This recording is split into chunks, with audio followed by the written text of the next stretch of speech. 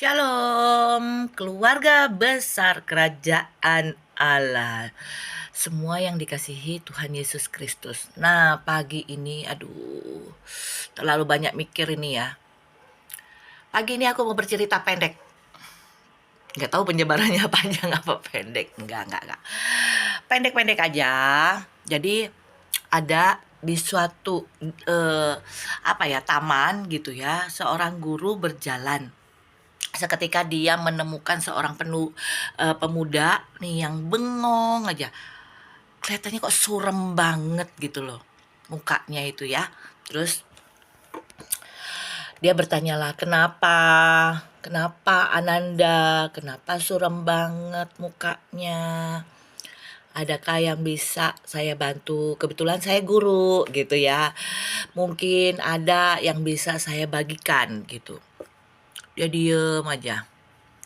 Terus dia bercerita lah, bla bla bla bla, cerita-cerita gitu. Nah, terus guru ini mengajak dia ke danau yang deket taman itu. Jadi kayak apa ya modelnya ya? Biasalah kalau danau buatan, kalau di taman itu ada danau buatan namanya ya. Nah, kemudian dia bilang gini, coba ambilkan saya beberapa kerikil, batu-batu kecil ya kerikil itu. Nah, terus dia gini, kenapa pula ya aku mau-maunya disuruh sama sang guru ini ngambil-ngambil batu kerikil. Oke, dia cari, ketemulah beberapa. Terus coba kamu lemparkan ke danau itu ya. Dilemparkan aja semuanya. Akhirnya pada saat dia melempar, terbentuklah yang namanya riak. Tahu kan ya riak itu. Nah, kemudian dia suruh coba celupkan tanganmu untuk menghentikan riak-riak itu. Gitu. Begitu dicemplungin, ternyata membuat riak yang baru gitu ya. Riak-riak yang baru. Mencoba dia menghentikan riak-riak yang datang. Kan kalau di batu begini, kalau ada gelombang gitu kan biasanya ke pinggir-pinggir gitu ya, pinggir-pinggir danau gitu ya. Nah, dia mencoba menghentikan itu dengan mencelupkan tangannya di kayak dibikin apa namanya, barikade atau apa tuh, diginiin. Tapi tidak menghentikan riak-riak tersebut. Nah, kata guru, apa yang sudah kamu hanya bisa menghentikan itu ketika kamu menangkap batu-batu itu sebelum jatuh ke danau. Gimana caranya guru? Gitu kan? Artinya di dalam hidup kita ini selalu ada pilihan. Bahkan TK aja nih kita diperhadapkan sama pilihan mau sekolah di mana, mau ngapain, mau ikut ikut apa ya, kayak sekolah gitu, ikut kursus di mana, sekolah di mana yang baik, sekolah di mana yang bagus, sekolah di mana yang gurunya yang keren-keren, atau sekolah di mana. Bahkan sekolah kita kecil aja sudah butuh keputusan yang harus diambil. Mungkin orang tua pada saat itu untuk mengambil keputusan. Tapi kalau kita sudah SMP, sudah SMA mau menentukan jurusan, kita emang orang tua yang sekolah gitu kan. Jadi setiap aspek kehidupan, setiap jamnya berjalan, kita selalu membutuhkan keputusan gitu. Rancangan itu banyak, tapi untuk memutuskan itu menjadi sesuatu yang nyata, itu butuh keputusan yang kita, biasanya orang itu selalu dengan matang, dengan berpikir berkali-kali lipat, referensi-referensi banyak, masukan-masukan dari orang banyak ya. Karena apa? Begitu diputuskan, begitu dijalankan, saya rasa hampir semua itu susah untuk ditarik kembali. Begitupun dengan kehidupan kita. ketika kita sudah berkata-kata, mungkin kata-kata kita nggak baik, mungkin kata kita nggak tertata, terus perilaku kita nggak tertata, kita sudah lontarkan, kita sudah perbuat, susah kita mau tarik kembali ya. Daripada riak-riak itu kan akhirnya kena lagi ke kita. Kalau kita tadi mencemplungkan tangan kan riak itu ke kita, akan kembali ke kita. Itu udah pasti gitu. Apa yang kita lontarkan, apa yang itu kita akan terima kembali, baik dan buruknya. Makanya kalau kita mau bertindak, mau berkata-kata, ini saya juga sharing firman, sharing cerita-cerita seperti ini tuh sebenarnya biar itu kembali kepada saya sendiri. Mau itu berupa hikmat, mau itu berupa pembelajaran, itu saya yakin itu tuh akan balik lagi ke kita gitu loh. Jadi sebelum kita berbuat, sebelum kita pikir matang-matang, kita minta, saat ini kita minta hikmat dari yang pencipta, yang punya langit dan bumi itu. Kalau di keyakinan saya, itu berarti Tuhan Yesus Kristus ya. Jadi minta hikmat dari Dia. Apakah benar harus melakukan ini? Tuhan kasih saya hikmat. Petunjuk kan itu ya, hikmat itu petunjuk.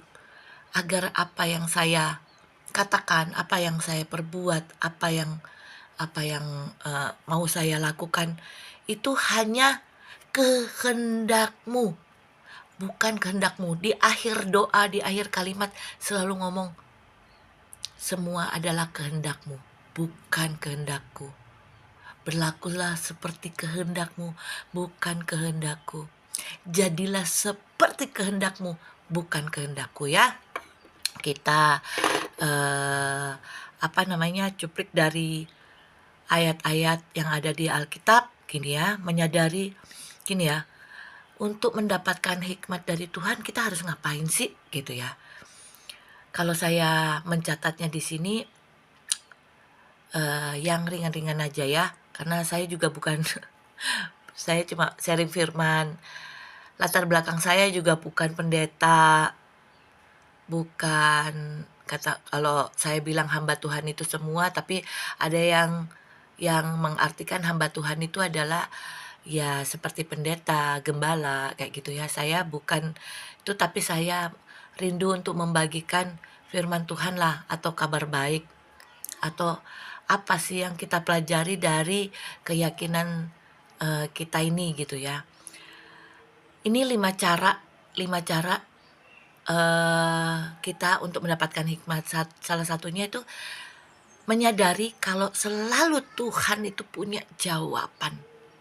Baik kita bertanya, baik kita berdoa ya. Kita baca di Amsal 2 ayat 6.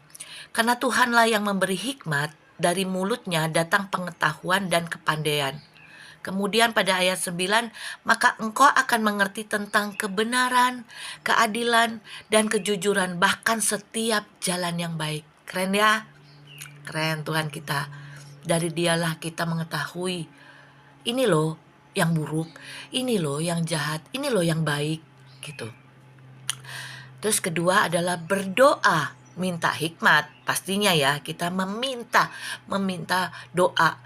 Mau berkata-kata langsung begitu, atau memang khusus untuk meminta hikmat ya. Kita baca di gini ya, berdoa itu kan gimana kita bisa yakin ya kalau Tuhan akan memberikan jawaban kalau kita sendiri nggak berdoa gitu loh, nggak meminta maksudnya. Di Yakobus 1 ayat 5, tetapi apabila di antara kamu ada yang kekurangan hikmat, hendaklah ia memintakannya kepada Allah, yang memberikannya kepada semua orang dengan murah hati, gratis loh gitu, dan dengan tidak membangkit-bangkit, maka hal itu akan diberikannya. Jadi kita ada ya, ketok maka kamu akan dibukakan. Begitupun Allah. Kalau kamu nggak meminta itu, dia tahu semuanya, dia tahu dia segala, tapi dia mau kamu memintanya. Itu menandakan kamu ingin dekat dengan dia. Allah itu Allah yang cemburu. Kalau kita hanya memikirkan gadget kita hanya memikirkan kesibukan kita hanya memikirkan klub-klub kita gitu ya.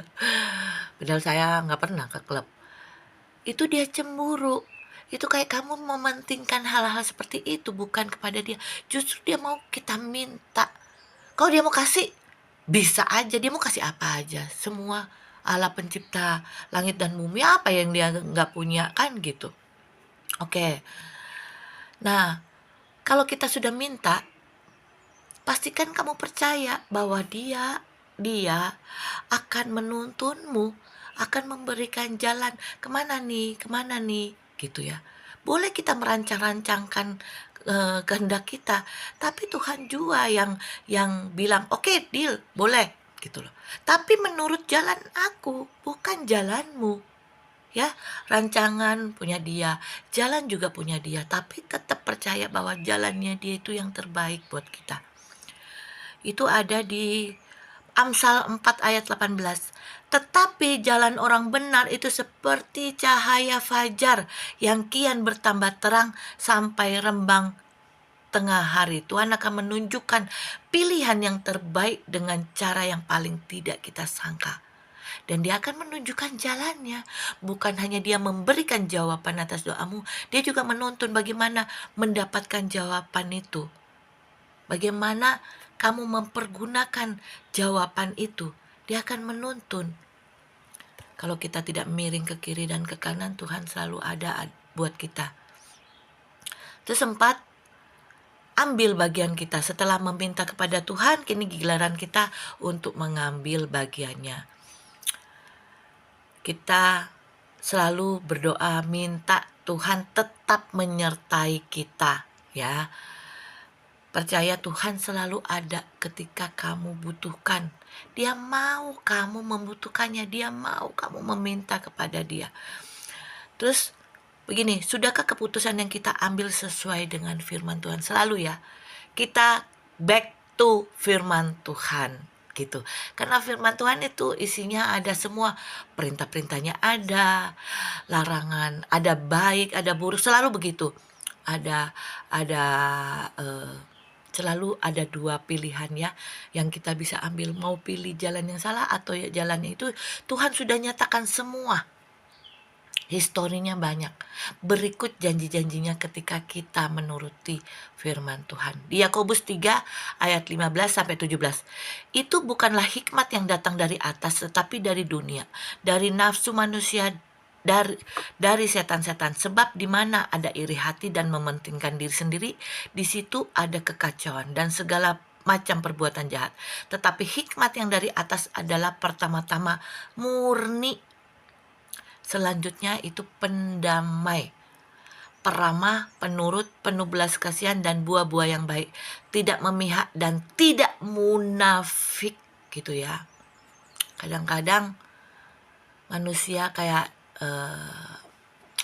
aku aja nih ya, mau menentukan sikap atau keputusan kita nggak mau tidak mau munafik, tapi terkadang penerimaan orang menyangkanya kita terlalu jahat, terlalu apa gitu ya. Terus mungkin kalau pendamai, mungkin aku pun harus belajar. Aku pun masih belajar. Setiap hari masih belajar karena kita belum ada di surga. Masih banyak bersinggungan dengan orang-orang yang iri hati, dengki, jahat lah pokoknya ya, memanfaatkan kita. Jadi terkadang kita terpancing emosinya, terpancing gregetnya ya. Makanya kita harus selalu berada di kaki Tuhan supaya tidak menjadi orang yang selalu emosional. Dan itu pun gak tahu ya, kalau aku tuh kadang-kadang dikilik-kilik, kalau orang dikilik-kilik kan akhirnya ya emosinya terpancing. Aku pun masih belajar itu. Perama, kalau perama mungkin sudahlah menjadi orang yang ramah ya, penurut, penuh belas kasihan gitu ya. Itu buah-buah yang baik semua. Nah, buah-buah yang baik tersebut kita bisa hasilkan dengan cara yang disiplin. Disiplin untuk selalu menerapkannya kepada kehidupan kita sehari-hari. Itu minta hikmatnya dari Tuhan. Tuhan gimana sih aku mau mau menjadi orang yang nggak munafik, yang ramah gitu ya Tuhan ya, yang membawa damai pastinya. Kalau ramah mungkin sudah, belas kasihan apalagi kalau saya nggak tegaan orangnya. Tapi kalau pendamai mungkin karena aku tuh orang temperamen ya, itu pun aku masih belajar untuk itu ya. Nah, terkadang kita perlu hikmat, bukan terkadang lagi, harus setiap hari kita perlu hikmat dari Tuhan untuk menentukan keputusan kita. Karena keputusan yang kita sudah buat ketika kita sudah meluncurkan, merilis itu, merilis di dalam kehidupan sehari-hari, terkadang atau banyak kemungkinan tidak bisa ditarik kembali. Kita sudah membuat sakit hati orang, kita sudah mengecewakan banyak orang, kita sudah apa ya, membuat orang lain terluka dan bahkan mungkin dendam kepada kita. Semuanya akan berbalik kepada kita, jelek-jeleknya ya. Maka kita harus bijak di sini, bijak untuk menggunakan hikmat dari Tuhan. Begitu mungkin ya. Semoga Tuhan Yesus memberkati. Terima kasih.